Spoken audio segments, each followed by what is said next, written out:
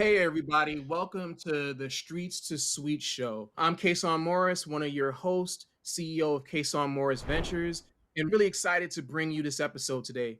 Streets to Suites is a community platform for the professional underdog. We're bringing the voices of our community to this conversation. We're talking to entrepreneurs and doers in the community, and they're going to share their stories from their come up. They're going to share where they started, which is their street, to where they're going, which is the metaphorical suite. So really happy to have you all here today. And we're going to talk about 2022 wins and our 2023 aspirations. And I'm joined by my other co-host that we have on the show today. I'm going to start by introducing Kayvon Lee, my literal younger brother from the same mother. Yeah.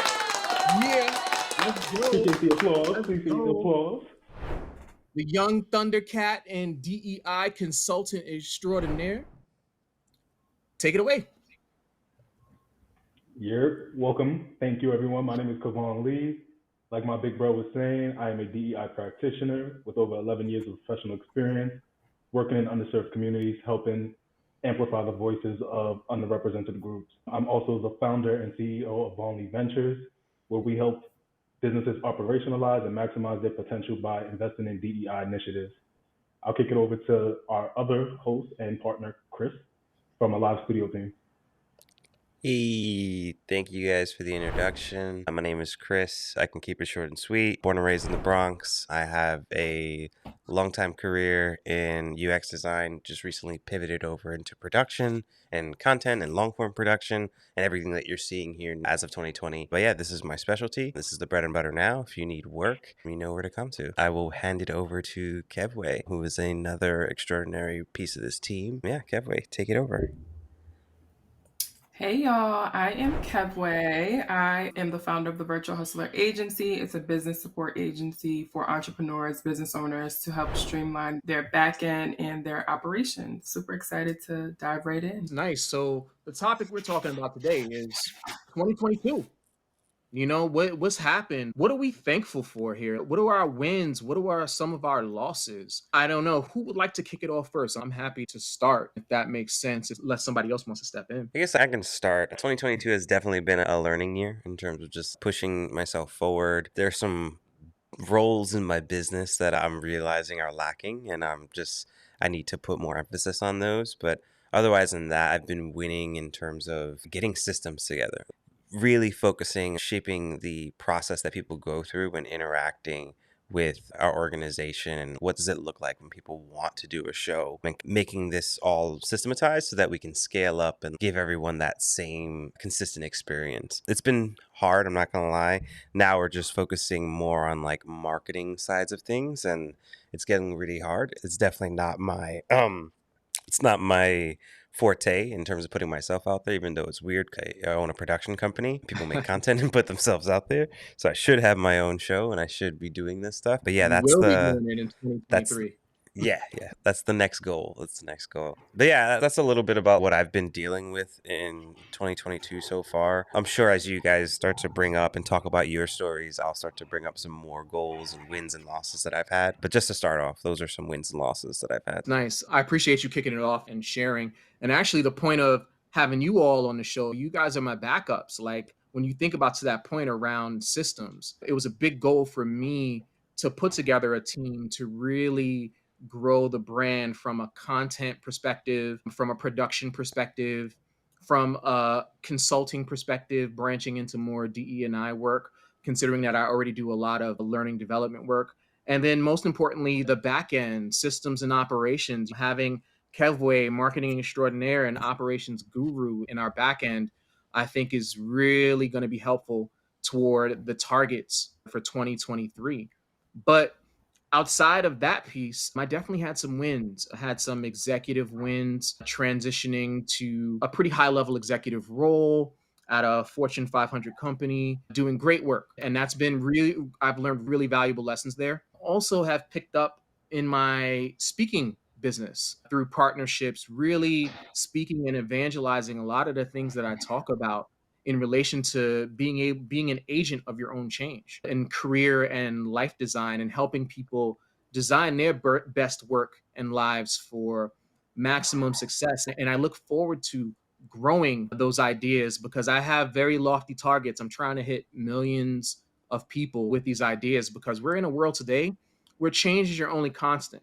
And I really want to give folks the tools that they need that I've learned over the past decade to really allow them to pivot and redesign whenever they need to so that they always keep themselves forever employable, whether they're employing themselves or working for someone else. So I'm really grateful to have you all on my team to help me do that. That was deep. That was deep. Thank you for that.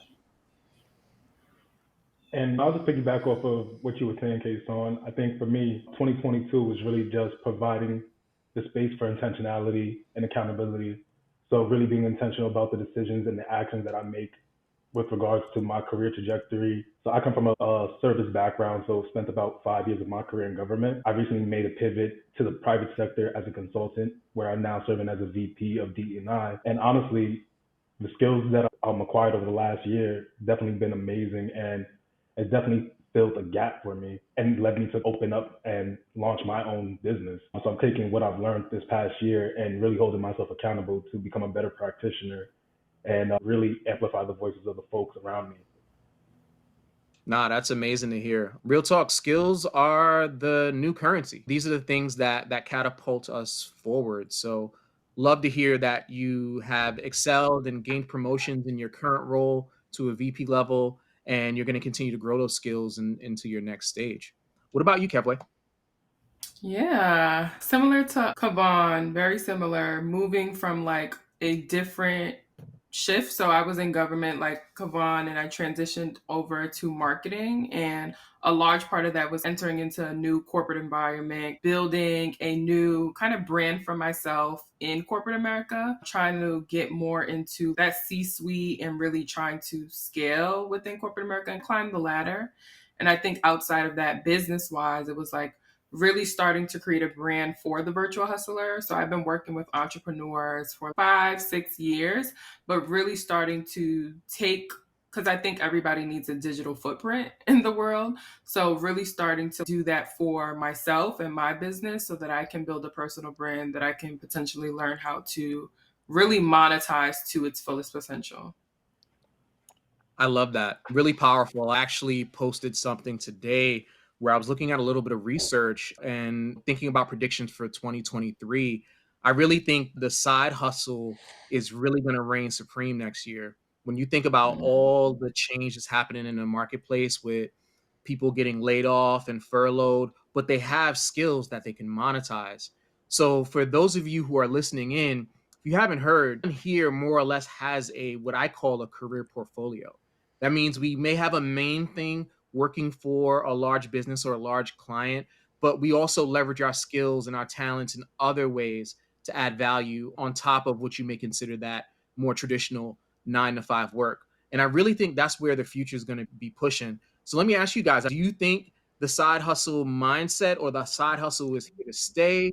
Is it going to grow? And then why do you think so? As somebody, because I talk about this a lot on TikTok, of like side hustles are taking over. And I think we're moving into a world where it's like you can have your 9 to 5, and then you can also have a side business where it starts as a passion project. It starts as like a side hustle, and you monetize it, and you start making more money in your side business than your actual 9 to 5. And I think it's like you said, Kasan, about taking the skills that you've learned in your 9 to 5. So there's certain things, I do a lot of project management, and there's certain things that I do in my day job as I'm learning on the job, and then I implement them into my business. Because it's like a lot of business owners on the back end, they need help with systemizing the processes and like creating structure and creating systems. And like I do that in my 9 to 5 and they pay me a salary, but the amount of money that you can make if you actually brand yourself as like a consultant, brand yourself as a freelancer, and then market yourself to business owners, market yourself to corporations. Like the opportunities are, and we see it, especially on TikTok, like people, especially with so many different platforms coming out, like artificial intelligence artificial intelligence, so AI is also helping people to cut down on those tasks of, okay, you want to become a copywriter. There is a whole AI program that can draft a template for you and then really be able to help you grow and scale. So I feel like technology is only getting smarter, and like this 2023 is the best year to start it. Really powerful statement. Go ahead, Chris. Yeah, no, I agree with you. You touched on a couple of points there.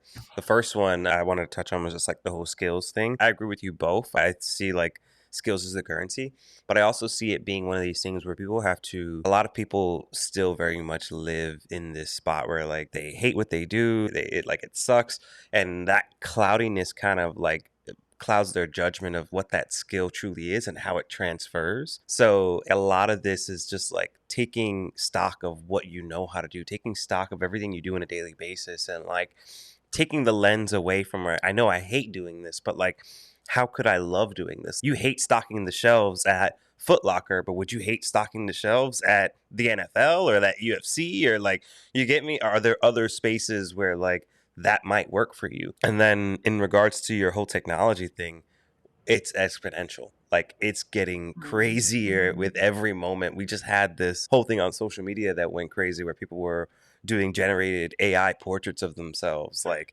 the barrier for entry is so low, and it just keeps getting lower and lower. Not that safe. Like, I just learned how to use the software that we're using to do everything that we're doing 2 years ago, and it's literally 2 years old. So things are getting crazy. And the thing is, like, children right now are growing up with this, so it's second nature to them. But it's us in this generation that like, it's going to be hard for us. And as these kids start to grow up and get older, they're going to start eating up those jobs. They're going to start realizing that they can just pivot and do whatever they want because the barrier is so low. So yes, like, now is the time to start building an audience. Now is the time to start dropping these eggs in this basket. And that's what I'm doing. But yeah, I agree with everything you guys had said. Sorry, I went off on a little tangent there. No, it's all good, Chris. Just all You that, made yeah. you made such a strong point. And just to tie it together, I think about those elements in a couple ways. And this is why I do what I do with my practice with design, for the idea of people building agency and building the right mindsets and skill sets that pay them back forever. And so what you all mentioned was basically this idea of leverage. It's like, how do you take your skill and you leverage it in some other way? And I call that actually career capital, because as you get at bats with learning different skills, leveraging different technologies, you build that capital. That's like a bank for your brand, for what you do. And then you can take that capital and spend it in different ways outside of your, maybe your 9 to 5 work or working for a major employer. So one of the things I really push and evangelize is that you always have to keep learning and keep finding opportunities. So to your point, Chris, even if you don't enjoy your job, if you start to look at the elements of the job that are useful and sustainable and that you can leverage in other places, then you get more energy to keep doing what you're doing until you can figure out that springboard. And that's what I try to do, is I try to connect those dots for those folks and create that vision for them and help them understand where their skills are adjacent. And to the technology point, before I'll pass it on to Kayvon for comments, the one thing I want people from listening to this to understand is that technology is not replacing people. There is a huge like there's a job abundance. And the thing you have to think about in relation to the skills you prioritize, it's not about technology replacing you. It's about what skills do you need to learn to work with technology, to be faster, leaner, meaner. So now technology just becomes a tool to help you become more efficient. And that's what I want people to really start to think about when they think about, hey, what are the skills that I need next? It isn't about learning code anymore, because now AI can do that for you. Just like you said, Kevway, bots can give you a template, but there's still that human piece that's always going to be essential. Yeah. Agreed. And I think for me, one of the interesting things that stood out, even about the frame of the question, is really just the timing of it all. A few years ago, when I was continuing my degree in political science, studies were showing that to live in New York City at the bare minimum, you needed about 2.5 sources of income in the household just to sustain yourself at minimum wage. And this is prior to the pandemic. So I can only imagine now, where we're seeing huge inflation, the need and the desire to increase one's wages through various sources of revenue streams. And That's what I do in my own practice. I really work with minority women businesses and small businesses to help create and fill those gaps within their organizations and connect them with various municipalities. Because honestly speaking, the money's out there. Government has money for us. It's just Mm. how do you go about obtaining that money? So I think to that point, yeah, creating that extra revenue stream is great, but how do we create access so folks can get that revenue? Nice. That's a very powerful point. It makes me think about, like, to the point of this episode where we're recapping some of our 2022 wins, but thinking about 2023. And to your point around revenue streams. So, what is 2023 looking like for you guys, or what are the big swings you're trying to make? I can kick things off in what I'm thinking about. Like, outside of my corporate work, we call them side hustles, but I like to think of it more like a portfolio career, as I mentioned earlier. I have three things that I'm doing as additional ways to expand my horizons and test ideas. And my intention in 2023 is to add two more to that. So all these things complement one another, though, because I think sometimes people try different things and they stretch themselves out a little bit too thin. And that's what I call in my practice the idea of flaring. And that's a design thinking principle. And flaring can be very powerful when you're experimenting and you're trying to figure stuff out. But once you do it for a certain amount of time, you then got to urge and focus. So then target those one or two things that are low hanging fruit that you can flip and monetize and then expand on. So that's my intention but the thing is for me is one of those areas. Actually, both areas are a stretch for me. One is a stretch in a different way where it's more about me putting my own thought leadership and content out there in course form. Because for those that don't know me or haven't followed me, I've been in the corporate learning design space for 15 years. So I'm all about building great content to help people grow their skills and move forward in lots of different areas related to personal and professional development. And I think it's time for me to step out of the shadow of corporate a little bit more, because I've saved corporate millions, I've made corporate millions, and there's no reason why I can't do that under my own brand, aligned to my own values and mission.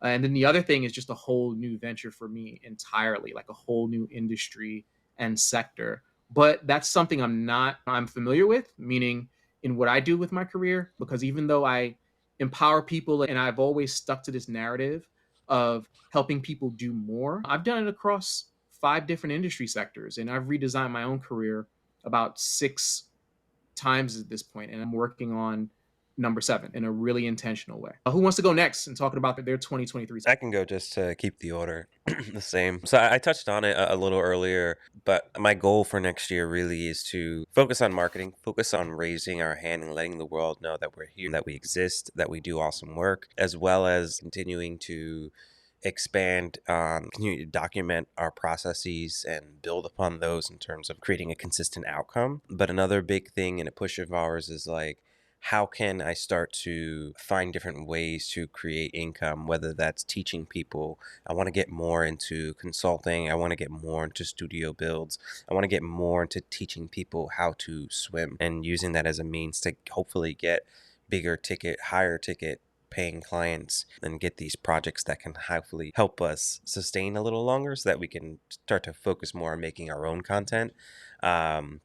But yeah, that's the goal, as well as continuing to find clients like ourselves, where we're like doing consistent shows on a consistent basis.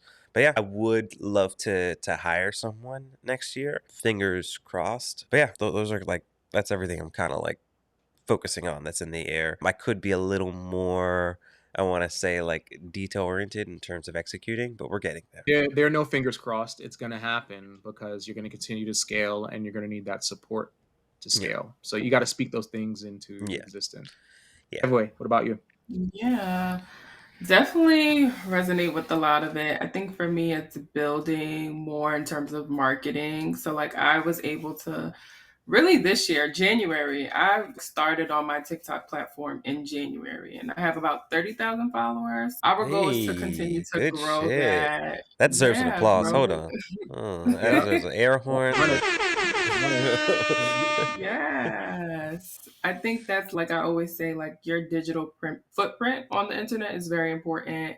Like this year alone, I maybe did maybe 5 articles written about me. There was actually a blog that I recently the other day where I was just like searching my name on the internet, and this woman was like talking about what I do and like how she like just appreciates it. So I say to always say your footprint on the internet is super important because people find you in very like crazy ways. And I think also like for me, it's about building a community. So there's a large part of like people who or entrepreneurs who need a virtual assistant, they need a freelancer. So for me, it's like creating a kind of headquarter to house these people and like really a network. So for me, 2023 is all about like community, it's about marketing. But I think it's also, to Kassan's point, of building other ventures as well. So I think I'm somebody who like, this is great, but what else can I do? What else can I add to my plate? So for me, I'm like seeing what else is out there, what else I can put my feet into to see, okay, maybe this is something that I actually enjoy. Because I feel like now, as we're seeing it, like the time is now, and this is the time to diversify your like skills. It's the time to like really learn technology. So for me, it's like, how can I continue to do that? What things do I need to learn? So 2023 it's a learning year, but it's also like a doing year. Nice, nice. Last but not least, Kayvon and Kevin, just with what you said, I think it's super important to think about like how you continue to build. I think that's the real takeaway I heard from what you said. So I hope people really stick with that idea. But Kayvon, please. No, I definitely resonated with everything Kevway just said. I think for me this year, again, just reinforcing intentionality and accountability, especially upscaling my own business, trying to really reignite my own brand. Because to Kevway's point, I did have a strong social media footprint, but honestly, I let that dwindle away. So really trying to get back and to putting myself out there on those platforms. But honestly, I think holistically, I really want to focus on my journey of self-actualization. So really focusing and honing in on the mind, the body, and the spirit. So for me, exposing myself to different facets of the world through travel, maybe some book clubs, networking, really reconnecting with family because I feel like the pandemic has definitely taken that luxury away from us. And I think before the pandemic, a lot of us have taken those relationships for granted. So really just connecting with family and friends again. And then honestly, I'm on my own physical and health journey. So I think at the top of the year, I'm really going to go into the year with a cleanse.